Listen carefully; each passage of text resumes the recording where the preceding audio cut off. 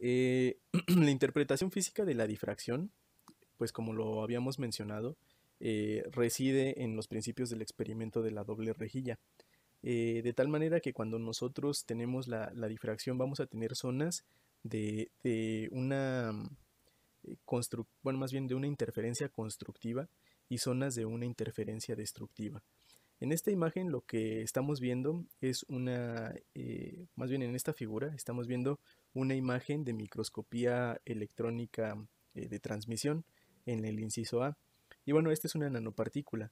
Eh, esta barra de escala representa que esta longitud equivale a 2 nanómetros, de tal manera que si nosotros queremos calcular la distancia de un punto intenso a otro punto intenso, pues simplemente aplicamos una regla de proporciones y podemos determinar este espaciamiento. Las características, más adelante nosotros vamos a explorar esta técnica de la microscopía electrónica de transmisión, pero es un tipo de microscopio electrónico que nos permite ir a las resoluciones más altas que actualmente o con las que actualmente cuenta la humanidad. De tal manera que lo que estamos viendo aquí en la figura A es una imagen de microscopía de transmisión de alta resolución. Y los puntos intensos que aparecen en la imagen representan columnas atómicas. Los puntos oscuros o las regiones oscuras representan pues vacío entre los átomos. Propiamente lo que aquí observamos pues es justamente el alineamiento, perdón, de las columnas y las fronteras de la nanopartícula que se encuentra en la imagen. Ahora, ¿qué tiene que ver esto con la parte de difracción? Pues bueno, como les comentaba, la difracción es un fenómeno que no es exclusivo de los rayos X. En este caso hablamos particularmente de los fotones con energía correspondiente a los rayos X porque la técnica así lo amerita. Pero nosotros podemos tener difracción y podemos tener la condición de difracción con cualquier longitud de onda siempre y cuando se cumpla un requisito indispensable. ¿Recuerdan cuál es ese requisito?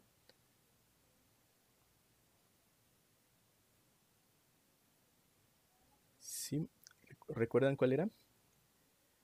Lo de spin. No, ese es para la generación de rayos X, pero para la difracción lo que necesitamos cubrir es que la longitud de onda del haz incidente sea menor que la distancia que tenemos entre las rejillas, ¿no? Con las que buscamos hacer o provocar el fenómeno de difracción. De tal manera que en este caso la energía que nosotros requerimos para provocar la difracción debe ser una muy alta. ¿Por qué? Porque recordamos que la longitud de onda es inversamente proporcional a la energía. Entonces, si hablamos de una energía muy alta, también hablamos de una longitud de onda muy corta. Y justamente en este equipo también vamos a poder apreciar el fenómeno de difracción. Si nosotros bombardeamos con electrones, que es la naturaleza de la adquisición de esta imagen, vamos a ocasionar, por el principio de dualidad de la partícula, la dualidad de la partícula pues nos dice que los electrones se comportan como partícula o como onda. Y pues bueno, que dependiendo de su comportamiento vamos a poder tener los fenómenos o los atributos relacionados con cada uno de estos elementos. De tal manera que aquí nosotros podemos presentar un fenómeno de difracción por parte de los electrones y el resultado es el que se encuentra en la parte o en la imagen B. En este caso, este es un patrón de electrones pero que se encuentra calculado, ¿no? Si nosotros obtenemos la transformada de Fourier rápida de una sección de esta imagen en donde se encuentra la estructura atómica, pues bueno, vamos a obtener la celda recíproca. Y la celda recíproca no es otra cosa que los puntos en donde los electrones están difractando, ¿no? Entonces esto es muy importante. La cuestión de difracción nos va a representar la estructura, por así decirlo, o por así conceptualizarlo, la estructura que es contraria a la celda unitaria. La celda unitaria, pues, es los modelos que hemos estado platicando. Por ejemplo, la parte de una celda cúbica centrada en el cuerpo, cúbica centrada en las caras. Y de tal manera que cuando usamos la caracterización de microscopía de transmisión, estamos viendo como tal la celda unitaria. ¿Por qué? Porque estamos identificando la posición de los átomos. Pero si nosotros determinamos la difracción, lo que estamos viendo es la celda recíproca. ¿Ok? Y bueno, así es como se van a relacionar estos fenómenos. Ahora, la imagen de aquí presenta cómo luce, o bueno, un esquema de la difracción de rayos X. Mencionábamos que un requisito para tener también el fenómeno de difracción, pues bueno, consiste en que justamente el material sea cristalino. ¿Por qué? Porque si es cristalino, va a poder formar este tipo de estructuras que parecieran rejillas, ¿cierto? Si nosotros no tenemos este alineamiento o estas rejillas, si tenemos los átomos desacomodados y se vieran, digamos, una estructura amorfa, se ve un poco similar a lo que tenemos en las fronteras. No sé si alcanza a distinguir que en las fronteras se ve como que muy borroso, no podemos distinguir los puntos intensos como en la parte central de la partícula. Pues bueno, si tenemos un material con estas características amorfo, lo que vamos a tener cuando hagamos difracción de rayos X va a ser este tipo de curva. Una curva que parece más bien ruido, ¿no? O una panza, ¿no? Como le decimos. De tal forma que lo que representa eso es que los electrones están siendo dispersados y que realmente no se alcanza a cubrir una interferencia constructiva en ningún punto. De tal manera que cuando nosotros veamos un patrón de difracción de este estilo, que bueno, propiamente no sería un patrón de difracción, pues bueno, no, lo que podemos decir es que el material es amorfo. Y en este caso el ejemplo pues es el óxido de silicio, ¿no? Lo que tenemos ahí desplegado. El óxido de silicio lo podemos encontrar en las ventanas, ¿cierto? Después, si nosotros medimos ahora cuarzo, el cuarzo pues ya tiene un arreglo cristalino y el cuarzo como tal ya estaría dando difracción en algunas posiciones angulares. Como les mostraba, más bien, perdón, como les comentaba, el patrón de difracción no va a estar constituido por un solo pico. Es muy rara la ocasión en cuando nosotros veamos un material que presenta un solo pico de difracción. Cuando eso suceda, probablemente no estamos viendo la demás colección de los picos. De tal manera que en el caso de cuarzo, pues nosotros podemos distinguir que hay una serie de picos. Todos estos picos corresponden a diferentes posiciones en donde el material está difractando y cada uno de estos picos nos puede dar información a través de la ley de Bragg de de las medidas o bueno, nos pueden ser útiles para calcular los parámetros reticulares, particularmente aquellos correspondientes a B y C. Y bueno, lo importante de esta diapositiva pues es justamente eso, reconocer las diferencias entre un material cristalino y uno amorfo y reconocer que el patrón de difracción que nosotros obtengamos para un material va a ser único, porque si nosotros vemos el tercer material que tiene un patrón de difracción también, a pesar de que es cristalino, las características de la celda unitaria y de manera global las características de los planos que nosotros tenemos presentes en ellos, bueno, van a ofrecer condiciones de difracción muy distintas y simplemente por el hecho de cambiar los espaciamientos, las distancias interplanares, por cambiar los tipos de átomos, pues bueno, vamos a tener corrimientos de algunas difracciones hacia la derecha o hacia la izquierda. Y bueno, en este caso lo que nosotros observamos es que con el patrón de difracción, identificando las posiciones que nosotros obtuvimos de ese material, vamos a poder diferenciar cuando tengamos un material o cuando tengamos otro material. Para ello nos van a ser útiles las cartas cristalográficas que se encuentran almacenadas en las bases de datos. En este esquema, pues bueno, tenemos el ejemplo de cómo es la parte que vamos a conocer como indexar el patrón de difracción.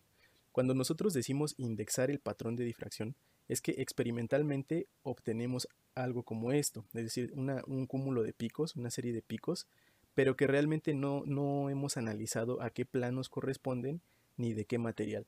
Cuando nosotros tomamos de las bases de datos estas cartas cristalográficas y empezamos a determinar, bueno, la posición del pico para 20, no sé, a lo mejor 20.5 grados, corresponde para el plano 100 para tal material, y después el siguiente pico corresponde para tal plano, el siguiente pico para otro plano. Cuando nosotros empezamos a determinar el tipo de planos que están relacionados con las posiciones de difracción producto de la interferencia constructiva, pues bueno, estamos diciendo que estamos indexando el patrón de difracción. De tal manera que es importante que las características que van a arrojar estos picos van a estar directamente relacionados con lo que tenemos dentro del material. En el esquema de abajo, pues bueno, podemos observar que dependiendo de la orientación de los cristales, es como nosotros vamos a tener la parte de la difracción. Si nosotros vemos las líneas rojas, no sé si se alcanzan a ver, las líneas rojas eje que se encuentran sobre el patrón de difracción, estas representarían una difracción ideal. Lo que tenemos en la realidad es la forma de lorentzianas, de distribuciones lorentzianas, como se muestra aquí. ¿Quién se imagina por qué tenemos esa diferencia de lo ideal a lo real? Es decir, por qué lo ideal es una línea y por qué lo real es una lorentziana?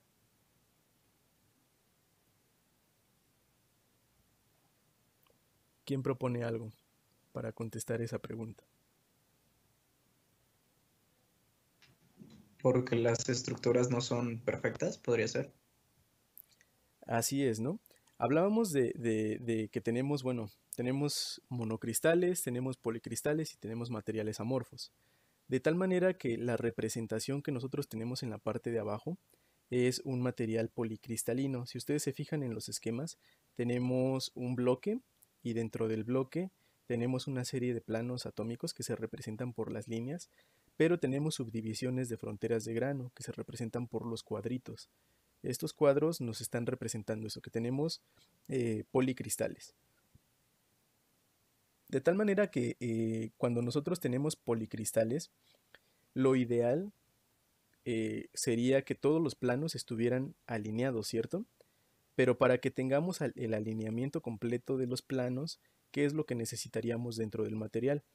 Pues básicamente que tuviéramos un monocristal, ¿no? Que tuviéramos un cristal, vaya, en lugar de estos cuadritos, que tuviéramos un rectángulo completo, el monocristal. La realidad es que obtener un monocristal es muy complicado, de tal manera que vamos a tener muy generalmente en nuestros materiales pues policristales, ¿no? Va a ser el material policristalino, es decir, va a tener este comportamiento de bueno, pequeños cristales, pequeñas regiones de cristal dentro del material. Y estas regiones van a estar desalineadas, es decir, van a tener un cierto desacople angular, de tal manera que si nosotros visualizamos cómo quedarían los planos de los elementos que se encuentran marcados en azul respecto a los demás, pues bueno, veríamos que a pesar de que son el mismo material y tienen los mismos planos, por así decirlo, unos van a estar desalineados angularmente y otros van a estar alineados, de tal manera que la contribución que vamos a tener en este pico, que insisto, es de una naturaleza lorentziana, es que conforme nosotros presentemos la difracción, vamos a empezar a encontrar en esta región aquellos cristales que se encuentran ligeramente orientados o desorientados y van a tener una contribución pequeña, porque van a ser pocos los que se encuentren en esa situación. Perdón. Conforme nosotros avancemos al valor angular y lleguemos al máximo ideal, vamos a encontrar que ese va a ser el punto en donde nosotros tengamos la mayor cantidad de cristales alineados o correctamente alineados. En este caso están 3 iluminados de color azul. En el punto más alto probablemente tendríamos 100, ¿no? Siguiendo este caso, ¿no? O este esquema. Y posteriormente va a suceder un fenómeno similar en donde cuando avancemos la parte de la medición angular o la irradiación angular, pues vamos a ir encontrando otra vez esta desorientación y la aportación de difracción va a ir disminuyendo. Como les decía, en el caso ideal, como todos se encuentran alineados porque tenemos un monocristal, de hecho tenemos un solo bloque, entonces llegamos a la posición en donde deben de difractar el plano, y no tenemos ninguna aportación de un cristal desorientado, sino que como toda la aportación es del monocristal, tenemos una sola línea, ¿ok? De esta situación, pues surge una pregunta interesante, que bueno, me gustaría que tuvieran en mente, ¿no? Si ustedes observan un patrón de difracción de rayos X que se encuentra ubicado, o más bien que se encuentra constituido por líneas como las rojas, ¿de qué tipo de material considerarían que se trata?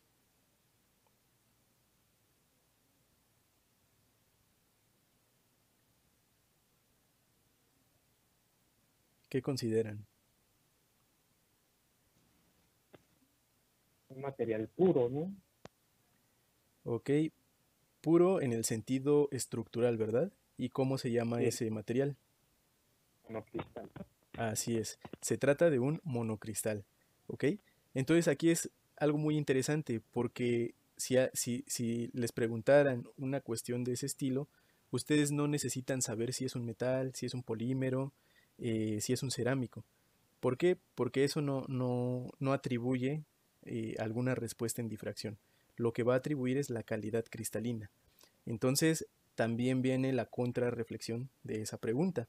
Si nosotros sabemos que entre más estrecho el pico se parece más a un monocristal, entonces, ¿qué es lo que va a significar que nosotros tengamos que estos picos se vuelvan más angostos?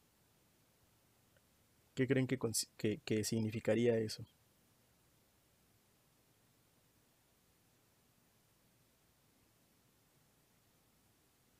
Un máximo en el ángulo de incidencia. Ok, un máximo en el ángulo de incidencia. Recordemos que este análisis lo hicimos con la cantidad de cristales desorientados que se encuentran en la estructura, ¿no? Entonces, cuando nosotros tengamos un pico más ancho, significa que dentro del material hay muchos cristales que se encuentran desorientados, de tal manera que eso lo podemos relacionar con el tamaño del cristal o del tamaño de estos rectángulos que aparecen en el esquema que hacen alusión a los cristales, ¿ok? Entonces, si nosotros tenemos picos anchos, significa que el tamaño de los cristales que componen al material policristalino, pues es mucho menor, ¿no? Entre más ancho, el tamaño de los cristales va a ser mucho menor. De tal manera que si nosotros presumimos de tener un material nanoestructurado o un nanomaterial, que no es otra cosa que un material que se encuentra por debajo de 100 nanómetros, ¿qué conclusión podrían decir si alguien llega y les muestra que su patrón de difracción se parece más al de las líneas rojas?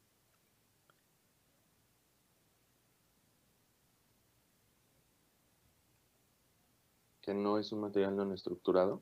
Así es, que no es un material nanoestructurado, ¿verdad? De primera instancia. Por ejemplo, esto es muy común en nanopartículas.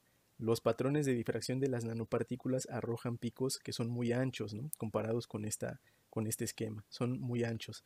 Y eso es un indicio de que efectivamente se tienen nanopartículas. Y bueno, es justamente esto de lo que reflexionábamos, ¿no?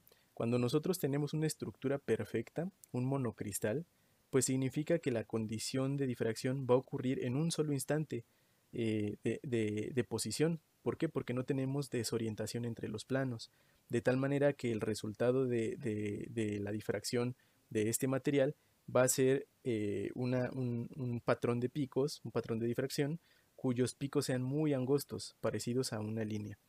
Mientras que nosotros tenemos el mismo material, pero integrado de diferentes, policristalino, integrado de diferentes cristales, entre más pequeños vamos a dar la posibilidad de que estos cristales roten, por así decirlo, ¿no? Van a tener un desacople angular. Y este desacople angular lo que produce es que nuestro pico de difracción sea más ancho. De tal manera que un parámetro característico para la parte de caracterizar los picos de difracción de rayos X va a ser el parámetro beta que aparece en el esquema. El parámetro beta lo vamos a describir como la distancia a la altura media del máximo pico de la distribución. Y bueno, en este caso se abrevia como FWHM, que viene del acrónimo en inglés Full Width at Half Maximum, que bueno, es lo que les acabo de platicar, ¿no? Nosotros detectamos el pico. Para encontrar esta distancia, detectamos cuál es el pico, cuál es su punto máximo, y en este punto máximo trazamos una línea imaginaria. De esta línea imaginaria, nosotros determinamos la mitad del valor y medimos el ancho que se tiene en ese punto. Y ese ancho va a corresponder al FWHM, que se relaciona con una unidad de medida que, bueno, pues nos permite determinar precisamente el tamaño de las componentes de los cristales en el material. Para que nosotros podamos calcular ese tamaño, bueno, nos debemos de auxiliar con una ecuación que se llama, o bueno, se le conoce como la ecuación de Scherrer.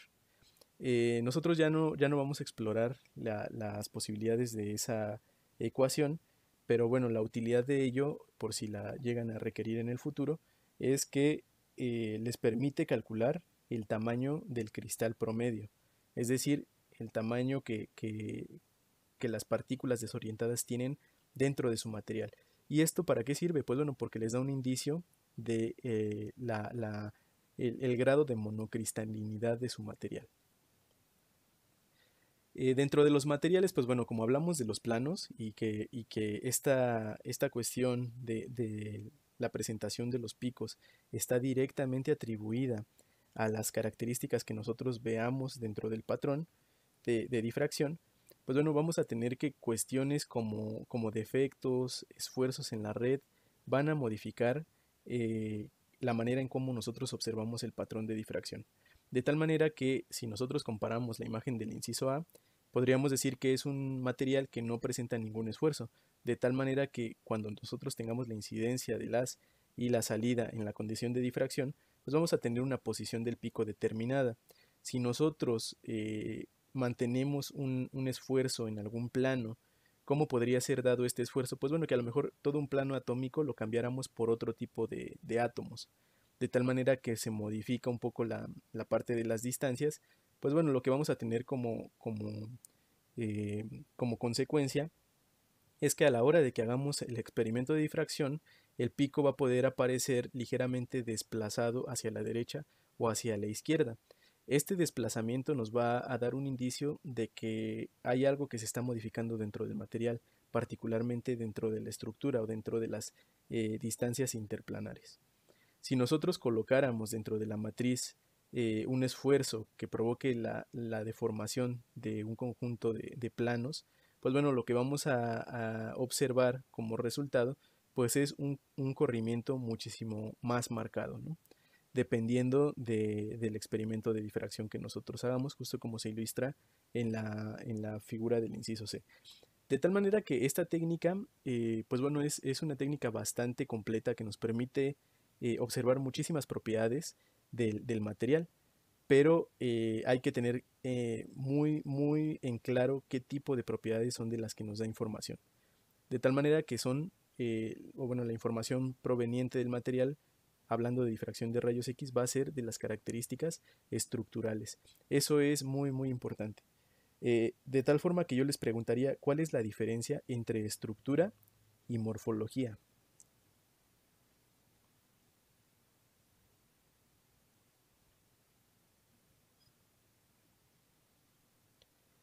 ¿Qué es lo que consideran? ¿Cuál es la diferencia entre estructura y morfología?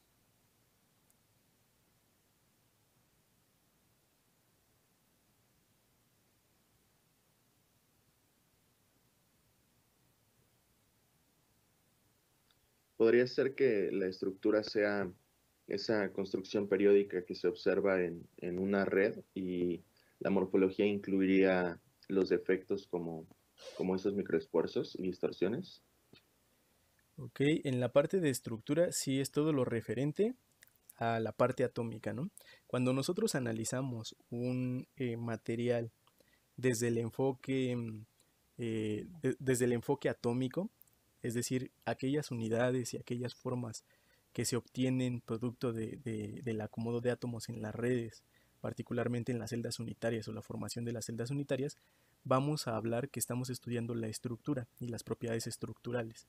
Entonces todo lo referente a lo atómico y al acomodo dentro de la red, pues refiere justamente a ello, ¿no? A las propiedades estructurales.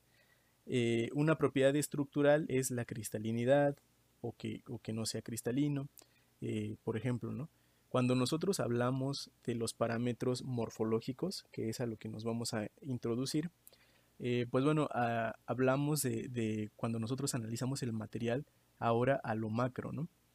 Es decir, nosotros estábamos hablando de que analizábamos el material a nivel atómico, pero ahora cuando hablamos de las propiedades morfológicas, analizamos el material en el orden de micrómetros, ¿no? Por ejemplo. Entonces ya estamos hablando de cómo este apilamiento atómico produce las características en los bordes de los materiales, particularmente, ¿no?